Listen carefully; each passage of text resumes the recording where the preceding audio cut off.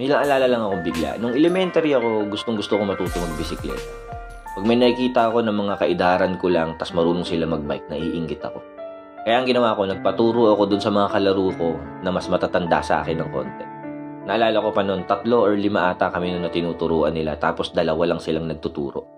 Salit-salitan lang kami dun sa iisang bisikleta. Siyempre sa umpisa nakakakaba, pero exciting pag ikaw na yung nagmamaneho. Hahawakan yung manibela, pati yung upuan. Tuntua ka na, makadalawa or 3 padyak ka, feeling mo marunong ka na. At syempre nakakatuwa kapag yung upuan na lang yung hinahawakan niya at ikaw na yung mag-isa yung nagmamaniobra ng manibela.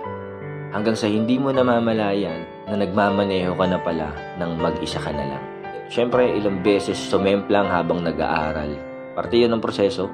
At kahit nung marunong na ako at feeling ko magaling na ako magbike, sumisemplang pa rin. At sa mga semplang na yun, hindi naman ako natakot at nadala. Nagpatuloy pa rin ako magbisikleta na may pag-iingat. Parang buhay lang din natin. Minsan may mga bagay tayo na takot natin subukan dahil hindi natin alam. Dahil natatakot tayo na baka magkamali tayo. Baka sumemplang. Pero kung hindi mo sinubukan, di ba hindi ka naman natuto? At may pagkakataon din sa buhay natin na akala natin ay sobrang galing na natin at master na natin yung isang bagay. Eh magkakamali at magkakamali pa rin tayo. At pag dumating yung panahon na nagkamali ka, huwag kayo hinto. Magsilbing aral na lang sa'yo yung pagkakamali niyo. Sabi nga nila, life is like riding a bicycle. To keep your balance, you must keep on moving.